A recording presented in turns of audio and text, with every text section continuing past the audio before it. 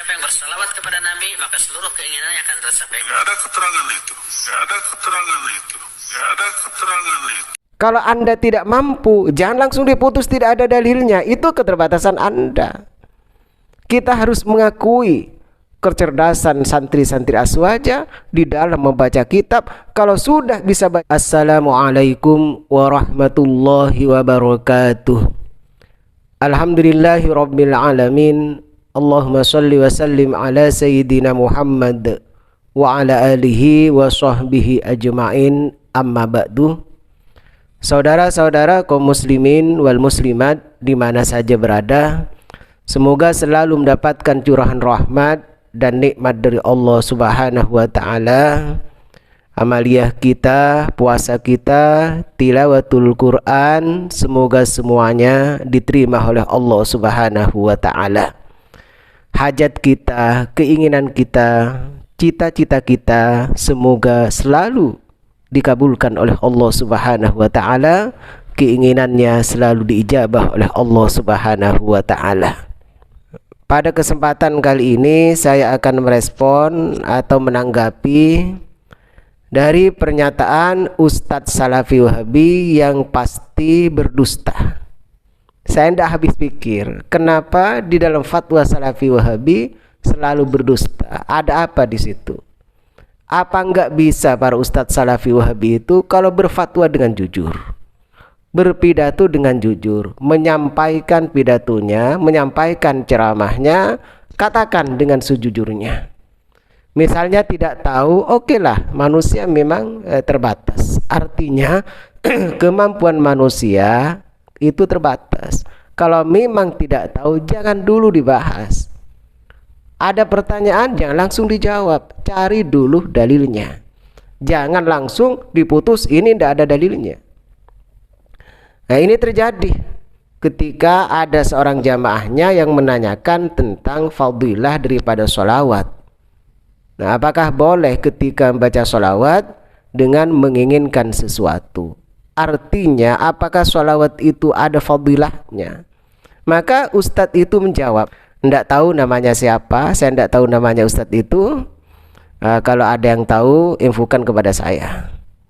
Ustadz itu menjawab, sholawat dengan menginginkan sesuatu artinya membaca sholawat dengan menginginkan sesuatu itu tidak boleh. Itu tidak ada dalilnya. Dengan enjoy menjawab, enteng menjawab, seakan-akan tidak ada beban, seakan-akan benar-benar apa yang disampaikan. Padahal itu adalah bohong, pendusta. Nah, kenapa kita harus berdusta kalau menyampaikan ilmu? Nah, kalau tidak tahu diam saja. Berarti masih belum siap untuk menyampaikan dakwahnya, ternyata berpidato, berfatwa di tengah-tengah umat. Ini yang banyak terjadi di kalangan Salafi Wahabi, yang sehingganya indikasinya jelas-jelas menyesatkan. Nah, penyesatan itu bisa terjadi. Kenapa? Karena kebohongan atau pengkhianatan ilmiah itu termasuk penyesatan.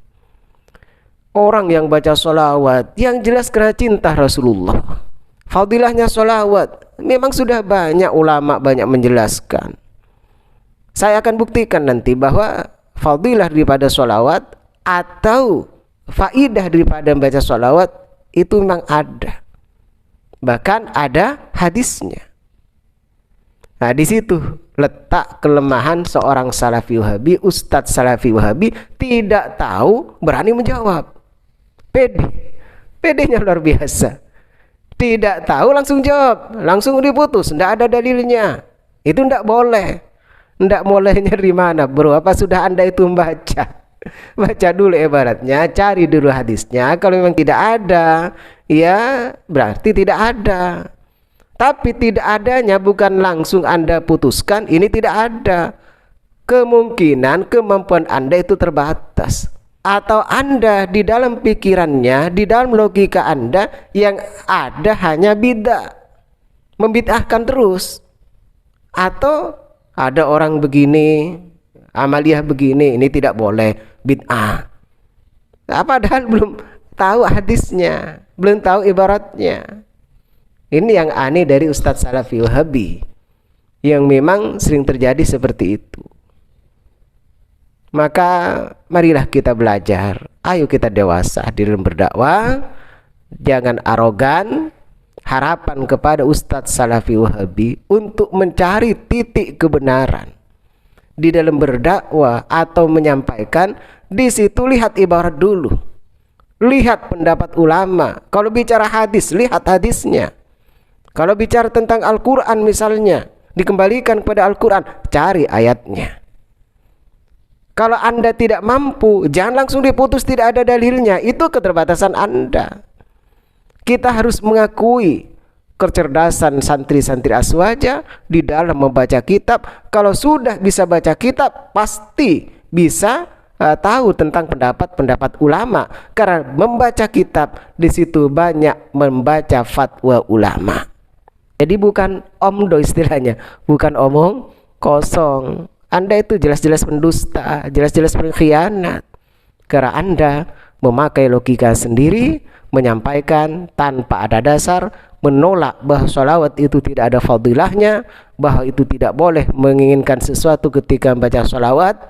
Itu merupakan pengkhianatan Anda, atau Anda sedang berdusta. Segera Anda untuk bertaubat.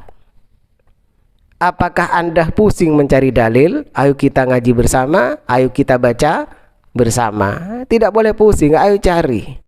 Saya akan membacakan hadis dari Imam Tirmidzi yang merupakan dalil bahwa membaca sholawat akan dipenuhi hajatnya oleh Allah, keinginannya akan dikabulkan oleh Allah Subhanahu wa Ta'ala, merupakan penolakan atau menolak keras tentang pendapat Ustadz Salafi Wahabi yang mengatakan bahwa tidak ada dalil yang menjelaskan tentang membaca sholawat hajatnya akan dipenuhi oleh Allah, bahkan menginginkan sesuatu ketika membaca sholawat itu tidak boleh, berarti bid'ah.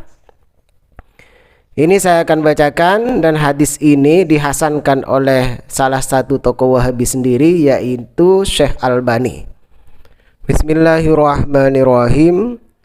Kana Rasulullah sallallahu alaihi wasallam idza dhahaba thulutsal laili qama. Rasulullah sallallahu alaihi wasallam apabila 2/3 malam berlalu, maka Rasulullah bangun. Faqala ya ayuhan nasu. Maka Rasulullah bersabda, wahai semua manusia, udzukurullaha, udzukurullaha, ingatlah kalian kepada Allah, ingatlah kalian kepada Allah, atau berzikirlah kalian kepada Allah. Ja'atir rajifatu tatsba'uhar radifah.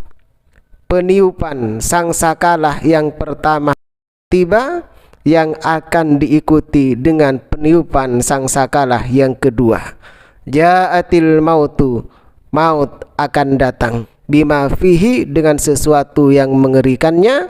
Qala Ubayyun, maka berkata Ubay, qultu ya Rasulullah, saya berkata, ya Rasulullah, wahai utusan Allah, inni ukthirus sholata alaika, fakam aj'alu laka min sholati.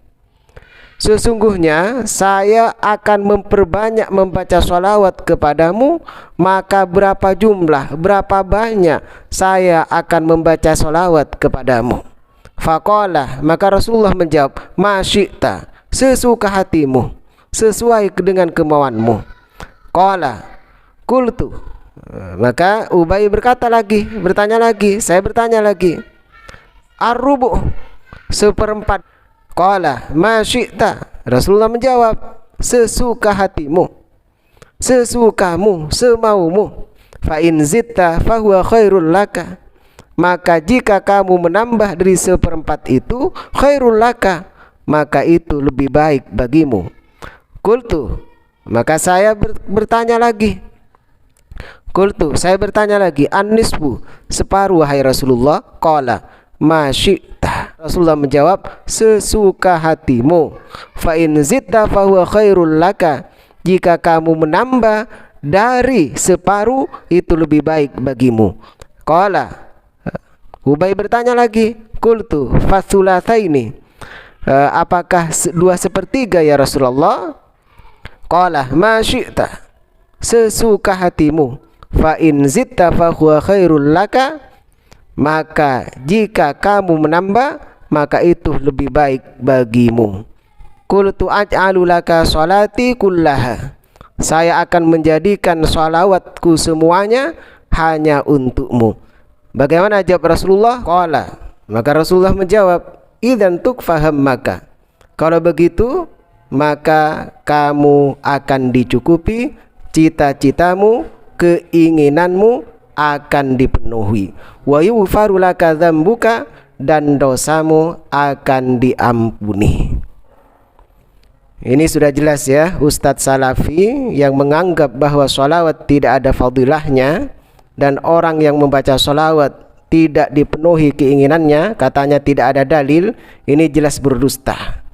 Ini jelas berdusta dan fatwanya batal, tak perlu untuk diikuti karena bertentangan dengan hadis Nabi yang telah dihasankan oleh Syekh Albani. Awas, Syekh Albani adalah tokoh Salafi Wahabi, ulama dari Salafi Wahabi.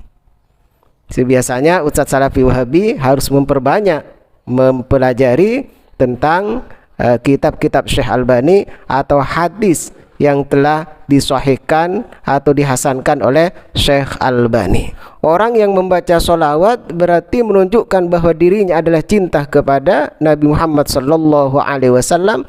Ketika orang itu cinta kepada Nabi Muhammad, maka Allah akan mencintainya dan dosa-dosanya akan diampuni oleh Allah Subhanahu wa taala. Maka bagi kaum Aswaja, marilah kita untuk selalu membaca sholawat, menunjukkan rasa cinta kita kepada Rasulullah sallallahu alaihi wasallam. Mungkin ini yang dapat saya sampaikan. Akhiran, assalamualaikum warahmatullahi wabarakatuh.